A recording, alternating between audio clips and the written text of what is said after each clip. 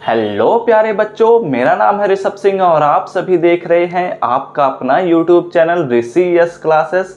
और आज के इस वीडियो में हम बात करने वाले हैं बीएससी थर्ड सेमेस्टर केमिस्ट्री का एक और मोस्ट इम्पॉर्टेंट टाइप का क्वेश्चन लेकर आ चुके हैं।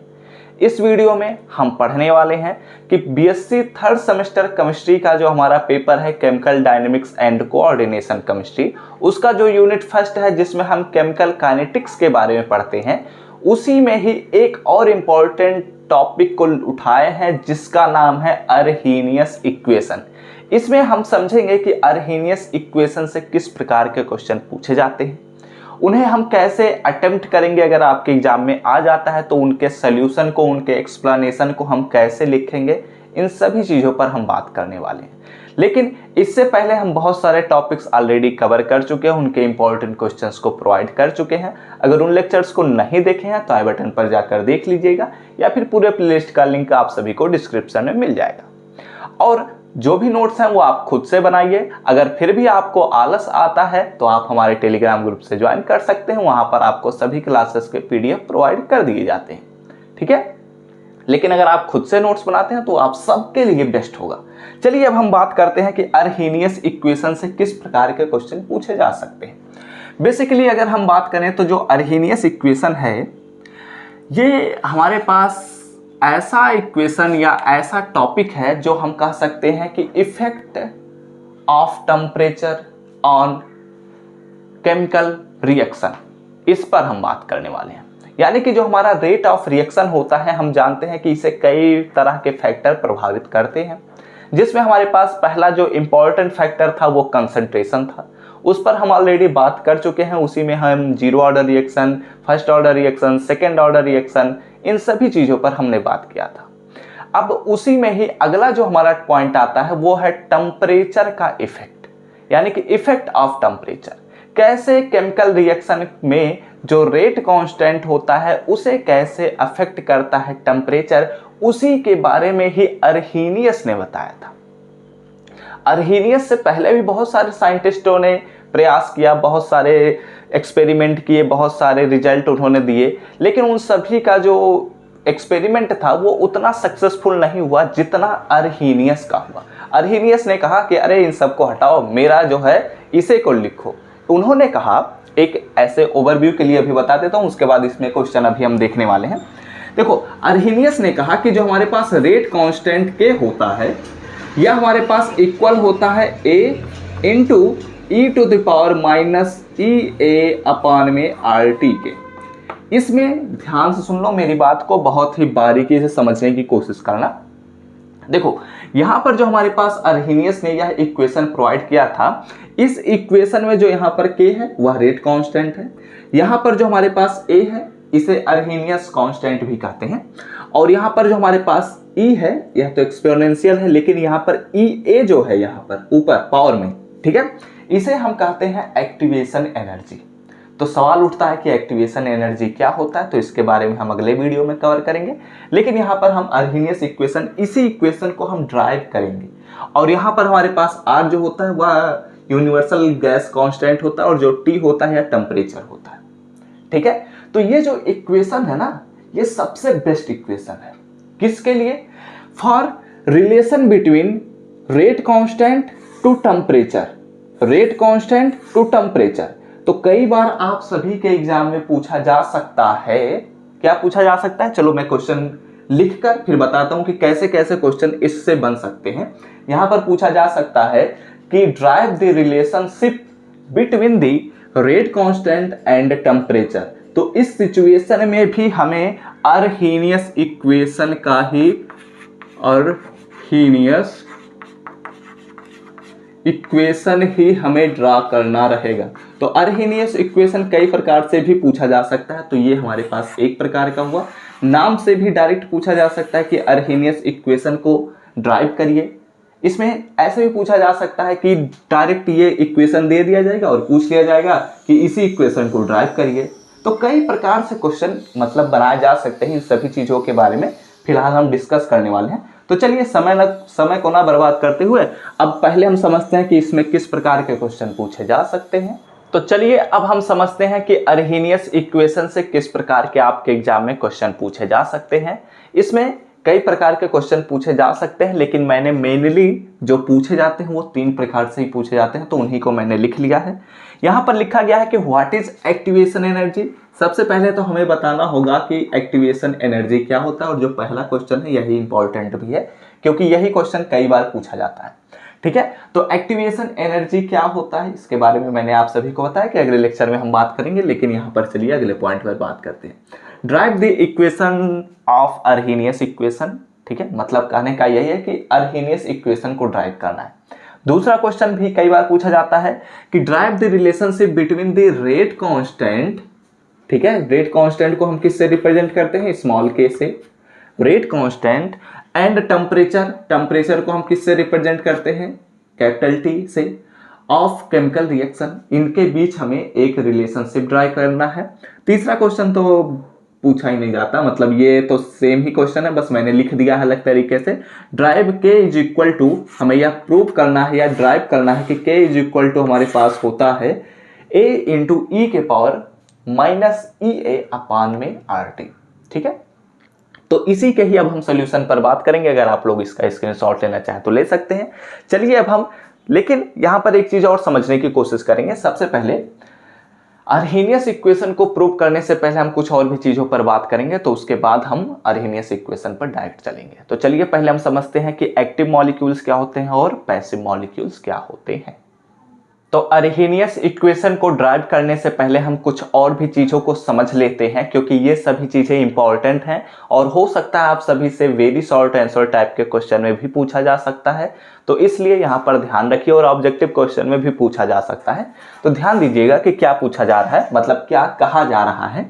देखो, जब भी कोई रिएक्शन होता है तो उसमें जस्ट सपोज हम कर लेते हैं कि हमारे पास दो रिएक्टेंट एक दूसरे से रिएक्शन करते हैं और हमारे पास कोई नया प्रोडक्ट बनाते हैं। चलो ये हम सपोज कर लेते हैं C+D हमारा प्रोडक्ट बनता है। ठीक है, तो जो यह रिएक्शन होता है, इस रिएक्शन में जो A के मॉलिक्यूल होते हैं और जो B के मॉलिक्यूल होते हैं, ये क्या करते हैं, रिएक्शन करते हैं।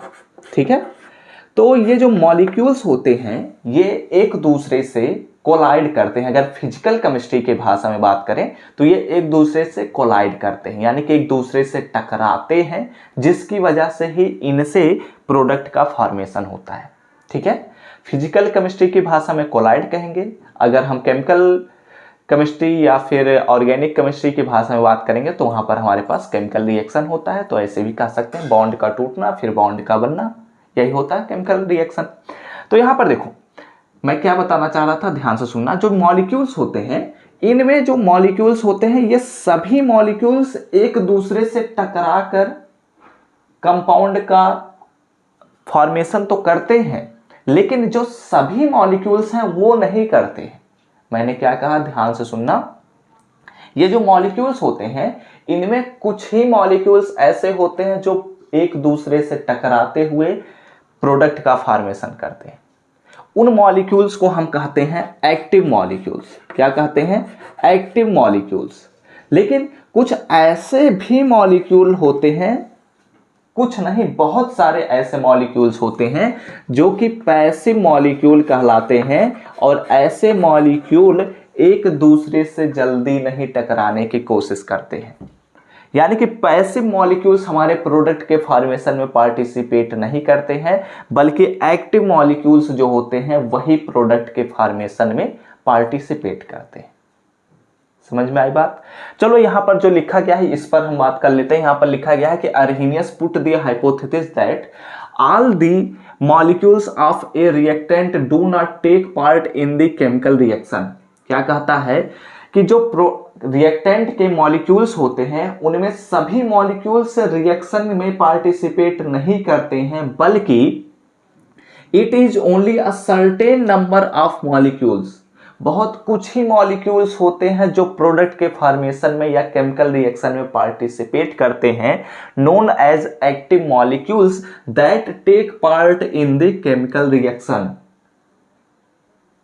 समझ में आई बात। क्या कहता है कि कोई भी केमिकल रिएक्शन में जो रिएक्टेंट होते हैं उनमें सभी मॉलिक्यूल्स प्रोडक्ट के फॉर्मेशन में पार्टिसिपेट नहीं करते हैं, बल्कि कुछ ही मॉलिक्यूल्स पार्टिसिपेट करते हैं, उन्हीं को ही हम कहते हैं active molecules. The molecules do not capable of taking part in the reaction are known as passive molecules। क्या कहलाते हैं? ये passive molecules कहलाते हैं। कुछ ऐसे भी मॉलिक्यूल्स होते हैं, बहुत सारे मॉलिक्यूल्स होते हैं, एक्टिव मॉलिक्यूल्स की संख्या कम होती है जबकि पैसिव मॉलिक्यूल की संख्या ज्यादा होती है। लेकिन जब हम किसी भी रिएक्शन को कराने के लिए उसमें हम टेम्परेचर को प्रोवाइड करते हैं या हम उसके टेम्परेचर को बढ़ाते हैं, तो जो पैसिव मॉलिक्यूल्स होते हैं उनकी भी एनर्जी बढ़ जाती है, ठीक है। और जब एनर्जी बढ़ जाती है तो उसी को खैर एक्टिवेशन एनर्जी कहते हैं, लेकिन उसके बारे में हम अगले लेक्चर में बात करने वाले हैं। तो जब एनर्जी बढ़ जाती है तो वो भी हमारे एक्टिव मॉलिक्यूल्स बन जाते हैं, और जब एक्टिव मॉलिक्यूल्स बन जाते हैं तो प्रोडक्ट के फॉर्मेशन में पार्टिसिपेट करने लग जाते हैं। तो यही हमारा अर्हेनियस ने एक कॉन्सेप्ट दिया था, तो उसी के बारे में खैर यहाँ पर हमने बात किया है। तो ये आप लोगों को नोट डाउन भी करना है, तो आप लोग नोट डाउन कर लीजिए। और अब हम चलेंगे, बात करेंगे कि अर्हेनियस ने जो इक्वेशन दिया था उसे हम कैसे ड्राइव कर सकते हैं।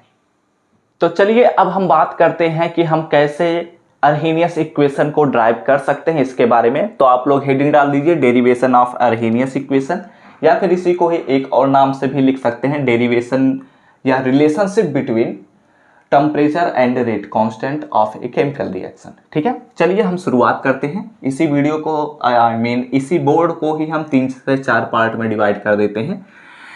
चलिए हम सबसे पहले सपोज करते हैं, लेट अस कंसीडर या फिर कंसीडर, ठीक है, ऐसे ही लिख सकते हैं, कंसीडर ए रिवर्सिबल रिएक्शन। ठीक है, consider a reversible reaction, reversible. अब रिवर्सिबल रिएक्शन और नॉन रिवर्सिबल रिएक्शन या इरिवर्सिबल रिएक्शन आप लोग तो ऑलरेडी जानते ही होंगे, तो इसके बारे में तो खैर मुझे नहीं लगता कि ज़्यादा एक्सप्लेन करने की ज़रूरत होगी। ठीक है, तो यहाँ पर हम एक रिवर्सिबल रिएक्शन सपोज कर लेते हैं। जैसे हम सपोज कर लेते हैं कि A प्लस B हमारे पास 2 रिएक्टेंट हैं। चलो ऐसे ही एक ही रिएक्टेंट है, और यहाँ पर हमारे पास यह रिवर्सिबल रिएक्शन है, तो यहाँ पर ये कुछ ऐसे और ये कुछ ऐसे। ठीक है, और यहाँ पर हमारे पास B एक प्रोडक्ट का फॉर्मेशन होता है। ठीक है, तो जब रिवर्सिबल रिएक्शन होता है तो ध्यान से सुन लेना, यहाँ पर ये फॉरवर्ड डायरेक्शन में, यानी कि जो हमारे रिएक्टेंट प्रोडक्ट के फॉर्मेशन में बदल रहा है, तो यहाँ पर हमारे पास रेट कांस्टेंट हम सपोज कर रहे हैं कि K1 है। ठीक है, अब चूंकि यह रिवर्सिबल रिएक्शन है तो जो यहाँ पर B प्रोडक्ट फॉर्म हुआ हो वह भी A में चेंज हो सकता है, तो इसलिए हम मान लेते हैं कि इसके लिए हमारा रेट कांस्टेंट K2 है। ठीक है, और रिएक्टेंट की जो एनर्जी है वो हम सपोज कर लेते हैं कि E1 है, और प्रोडक्ट की जो एनर्जी है वो हम सपोज कर लेते हैं कि E2 है। ठीक है, इतनी बातें तो क्लियर हो रही होंगी। अब यही चीजें हमें लिखना पड़ेगा, तो हम वीडियो कट करते हैं और लिख देते हैं, उसके बाद आप सभी को समझाते हैं। तो अब चलिए इसके आगे हम बढ़ते हैं, और यहाँ पर चीजें मैंने लिख दिया कि हमारे पास जो K1 है और K2 है, be the rate constant of forward and backward reaction, यानी कि फॉरवर्ड रिएक्शन के लिए K1 हमारे पास रेट कांस्टेंट है, बैकवर्ड रिएक्शन के लिए K2 हमारे पास रेट कांस्टेंट है। एंड E1 E2 जो है, and E1 and E2 are energy of reactant and product. ठीक है, इतनी बातें तो क्लियर हो ही रही होंगी। तो आगे बढ़ते हैं हम। देखो यहाँ पर हमारे पास एक नया कॉन्सेप्ट आता है जिसे हम कहते हैं इक्विलिब्रियम कांस्टेंट। ठीक है, तो यहाँ पर अब हम लिखते हैं नाउ। ठीक है, और इसके बारे में हम अगले चैप्टर में बहुत डिटेल में बात करने वाले हैं, तो इसलिए यहाँ पर हम थोड़ा स्किप भी करेंगे। तो now equilibrium constant, equilibrium constant. ठीक है, अब हमारे पास जो इक्विलिब्रियम कांस्टेंट होता है उसके लिए जो फार्मूला होता है वो होता है Kc is equal to K1 upon में K2। ठीक है, K1 अपान में K2, ये हमारे पास एक फार्मूला है, और यह फार्मूला इंपॉर्टेंट भी है। इसके बारे में खैर हम अगले चैप्टर में बहुत डिटेल में बात करने वाले हैं, तो ये अभी आपको याद कर लेना है कि हमारे पास इक्विलिब्रियम कांस्टेंट के लिए ये फार्मूला होता है। ठीक है, तो equilibrium constant is equal to होता है rate constant for the forward reaction, and K2 it means कि हमारे पास जो K2 है वह हमारे पास बैकवर्ड रिएक्शन के लिए रेट कांस्टेंट है। ठीक है, तो ये चीज़ें हमने लिख दी। अब हम क्या करते हैं, एंड यहाँ पर हमारे पास एक और कॉन्सेप्ट आ जाता है जो कि हम बहुत पहले से जानते हैं, चेंज इन एनर्जी या एनर्जी चेंज लिख सकते हैं। तो यहाँ पर मैं लिख देता हूँ energy change, and energy change का मतलब क्या हुआ, डेल्टा ई। तो delta E is equal to होता है E1 माइनस E2। ये बात तो आप लोग पहले से भी जानते होंगे। तो ये हमारे पास यही नया कॉन्सेप्ट आया है। ठीक है, अब हम क्या करते हैं, इसी को ही अपने डेरिवेशन में उपयोग करने वाले हैं। तो हम क्या करने वाले हैं, ध्यान से देखिएगा। अब हम अगले स्टेप पर बढ़ते हैं। तो अगला स्टेप जो होता है वो हमारे पास है कि हम एक नया कॉन्सेप्ट फिर से आ जाता है यहाँ पर, फ्रॉम, एक नया कॉन्सेप्ट आया है और ये कॉन्सेप्ट थोड़ा अलग है। इसके बारे में भी हम अगले चैप्टर में बात करेंगे। From want half relation. ठीक है, ये हमारे पास एक नया कॉन्सेप्ट है और इसके बारे में हम अगले चैप्टर में बात करेंगे। तो यहाँ पर हम डायरेक्ट लिखते हैं कि हमारे पास एक नया वांट हाफ रिलेशन आता है। तो वांट हाफ रिलेशन यह कहता है कि delta log K C upon में delta T is equal to होता है डेल्टा ई अपॉन में आर टी। ठीक है, और यहां पर होता है आर टी का स्क्वायर। ये हमारे पास एक नया कॉन्सेप्ट है जिसे हम कहते हैं, क्या कहते हैं, वांट हाफ रिलेशन। अब इसे थोड़ा सा हम सिंप्लीफाई करने की कोशिश करते हैं। तो क्या क्या कर सकते हैं, ध्यान दीजिएगा। अगर इसे हम यहाँ पर हम Kc का वैल्यू रख देते हैं और डेल्टा ई का वैल्यू रख देते हैं। तो यहाँ पर अगर हम Kc का वैल्यू रखेंगे तो कुछ ऐसे हो जाएगा, डेल्टा और अपान में डेल्टा टी, और यहाँ पर हमारे पास हो जाएगा लॉग Kc का वैल्यू है हमारे पास K1 अपान में K2, और यहाँ पर जो हमारे पास बेस होता है वो E होता है, इसे भी लिख लीजिएगा। और यहाँ पर हमारे पास डेल्टा E का जो वैल्यू है वह E1 माइनस में E2 अपान में हमारे पास होगा RT का स्क्वायर। ठीक है, इसी को ही थोड़ा और सिंप्लीफाई करते हैं। तो अगर इसे थोड़ा और सिंप्लीफाई करते हैं तो यहाँ पर हम अगला स्टेप लिख सकते हैं कि डेल्टा अपान में डेल्टा टी, और यहाँ पर हमारे पास लॉग K1 अपान में K2 है, तो इसलिए इसे हम लिख सकते हैं, क्या लिख सकते हैं कि लॉग K1 माइनस में लॉग K2, और यहाँ पर जो हमारे पास बेस है वह E है, और यहाँ पर हम लिख सकते हैं कि E1 अपान में आर टी स्क्वायर माइनस में E2 अपान में आर टी का स्क्वायर।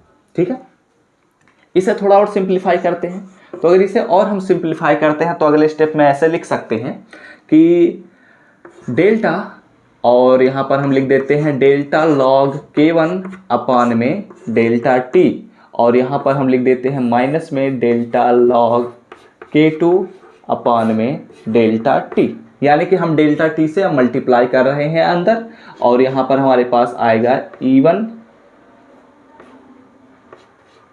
अपान में आर टी का स्क्वायर माइनस में E2 अपान में आर टी का स्क्वायर।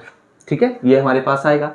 अब देखो क्या करते हैं, इसे हम left hand side and right hand side को कंपेयर कर लेते हैं।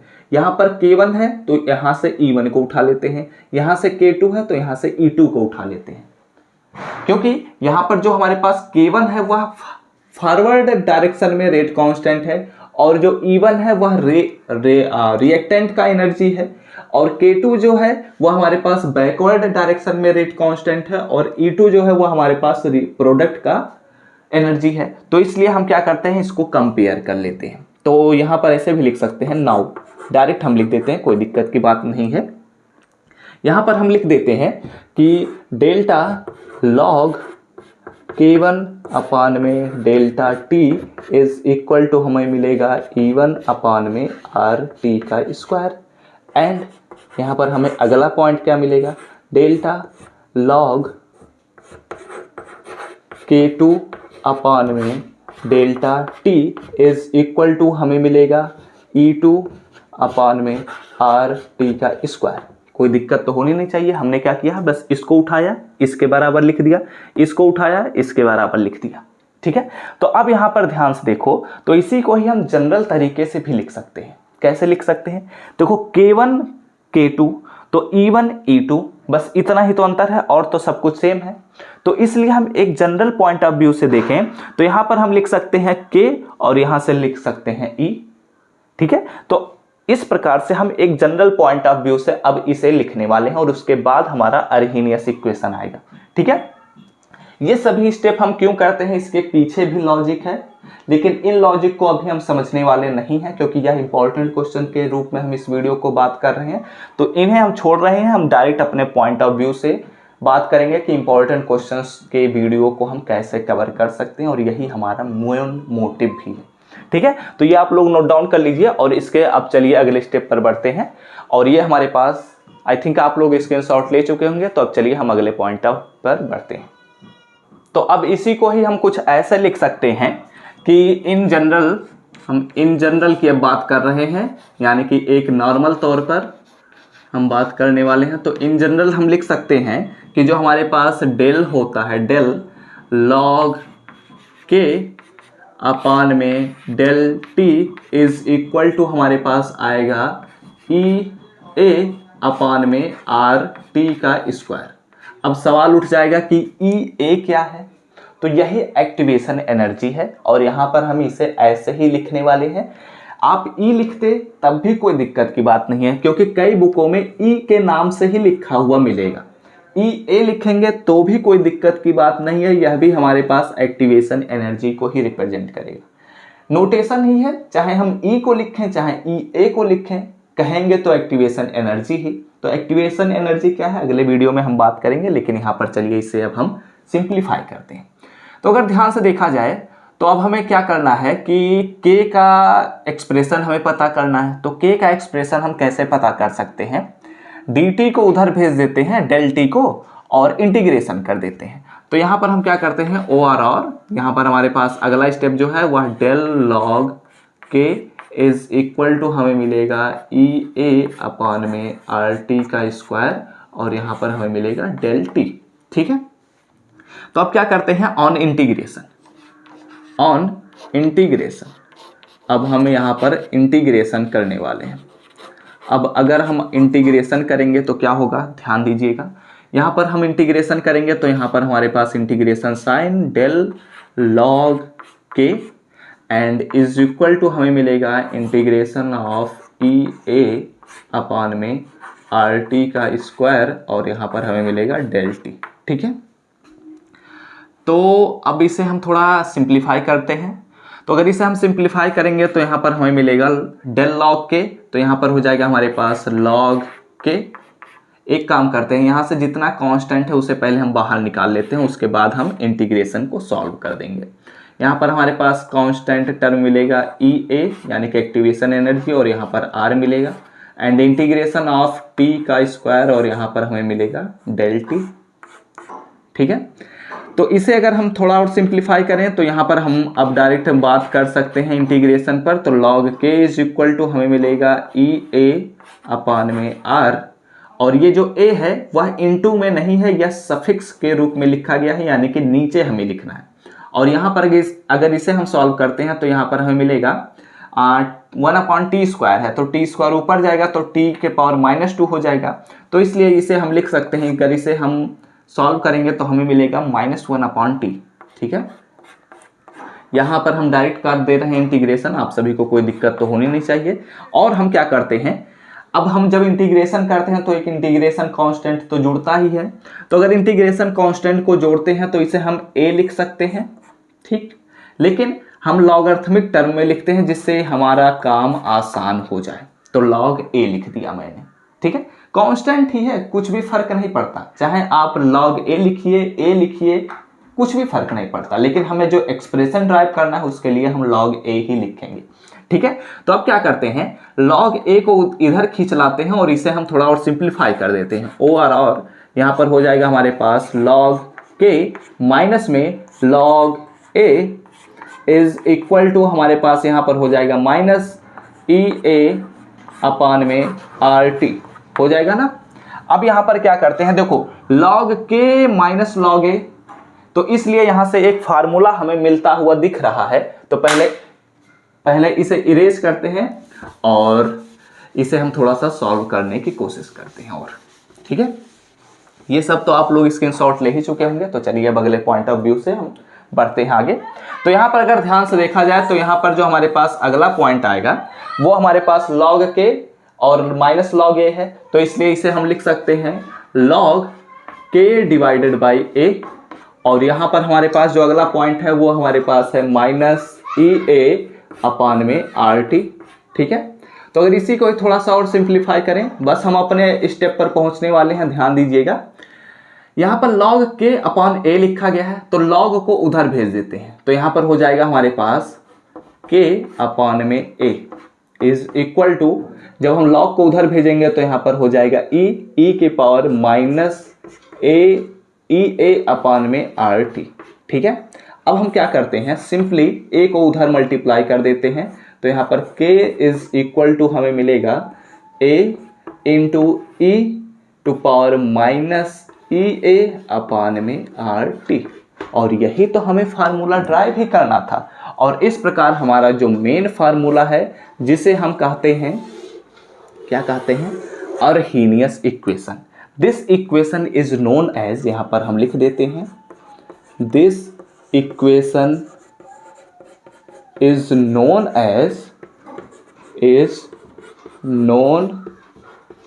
as Arrhenius equation। Arrhenius equation, ठीक है, इसी को ही हम Arrhenius equation के नाम से जानते हैं, जिसमें हमारे पास रेट कांस्टेंट और समय यानी कि टेम्परेचर का हमारे पास रिलेशनशिप ड्राइव करते हैं। यहाँ पर हम यह भी बता देते हैं कि where हमारे पास जो k है उसे हम कहते हैं रेट कांस्टेंट, एंड यहाँ पर हमारे पास जो a है उसे हम कहते हैं, इसे हम कहते हैं अर्हीनियस फैक्टर या अर्हीनियस कांस्टेंट भी कह सकते हैं। और इसे हम एक और नाम से जानते हैं, इसे हम जानते हैं फ्रीक्वेंसी कांस्टेंट के नाम से।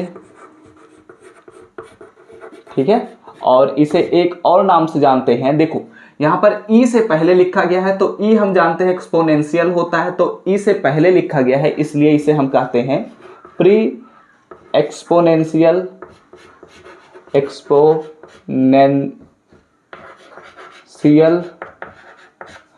कांस्टेंट। ठीक है, और यहाँ पर हमारे पास जो EA लिखा गया है वो हमारे पास होता है एक्टिवेशन एनर्जी, जिसके बारे में हम अगले वीडियो में बात करेंगे, एक्टिवेशन एनर्जी। और यहाँ पर हमारे पास जो R लिखा गया है, तो एक्टिवेशन एनर्जी का जो हम मात्रक लेते हैं वो होता है हमारे पास, एनर्जी लिखा गया ना, तो इसे हम जूल में लेंगे।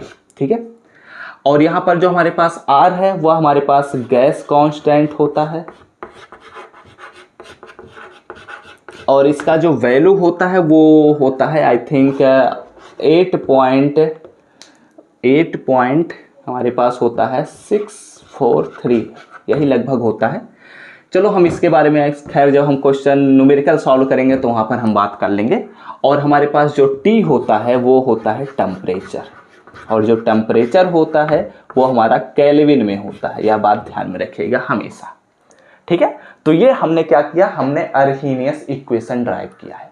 और अर्हीनियस इक्वेशन बहुत ही इम्पॉर्टेंट है हमारे यूनिवर्सिटी के एग्ज़ाम के पॉइंट ऑफ व्यू से, तो आप लोग इसे ज़रूर तैयार कर लीजिएगा। अगर आप लोग इसका स्क्रीनशॉट लेना चाहें तो ले सकते हैं, हम साइड हो चुके हैं, तो आई होप आप लोग स्क्रीनशॉट ले चुके होंगे। तो अब हमने अर्हीनियस इक्वेशन को पूरा कंप्लीट कर लिया है कि कैसे हम इसे एग्ज़ाम के पॉइंट ऑफ व्यू से तैयार कर सकते हैं।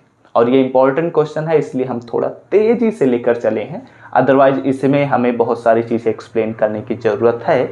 लेकिन जब इंपॉर्टेंट क्वेश्चन के रूप में वीडियोज मिलेंगे तो उसमें थोड़ा कम एक्सप्लेनेशन रहेगा, और ये वैसे भी डेरिवेशन है तो इसमें अधिकांश चीज़ें काम पर ही चलेंगी, मतलब हमें लिखना पड़ेगा, उसके बाद ही आपको समझाना पड़ेगा। तो इस प्रकार हमने अरहेनियस कॉन्सेप्ट खत्म कर दिया। अब हमारा जो अगला वीडियो रहेगा उसमें रहेगा एक्टिवेशन एनर्जी के बारे में, और आई थिंक 2 या 3 लेक्चर बाद हमारा यूनिट फर्स्ट कंप्लीट हो जाएगा। और हम आप सभी के लिए बहुत ही लगे हुए हैं, बहुत ही अच्छे तरीके से मेहनत कर रहे हैं। तो आप लोग भी अपनी पढ़ाई को बहुत ही अच्छे तरीके से पढ़ते रहिए। कोशिश करिए कि जैसे ही वीडियोज अपलोड हो रात में सोने से पहले यह होमवर्क ख़त्म हो चुका रहे, यानी कि यह वीडियो आप लोग देख चुके रहें, नोट्स बना चुके रहें, जिससे आपका कॉन्सेप्ट क्लियर रहे, आप अपने एग्जाम के पॉइंट ऑफ व्यू से तैयार रहें। ठीक है, तो वीडियो अच्छा लगा हो तो जरूर लाइक करिएगा, साथ ही साथ कमेंट करके बताइएगा कि क्या आप सभी लोग यह लेक्चर समझ में आया है या नहीं।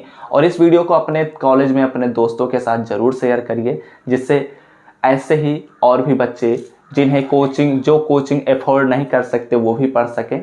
और ऐसे ही ढेर सारे वीडियोज़ के अगर नोटिफिकेशन पाने होंगे तो ज़रूर सब्सक्राइब करने के साथ बेल आइकन को ऑल पर भी सिलेक्ट कर लीजिए। तो हम सब मिलते हैं अपने नेक्स्ट वीडियो में, तब तक पढ़ते रहिए, संघर्ष करते रहिए और सफल होते रहिए।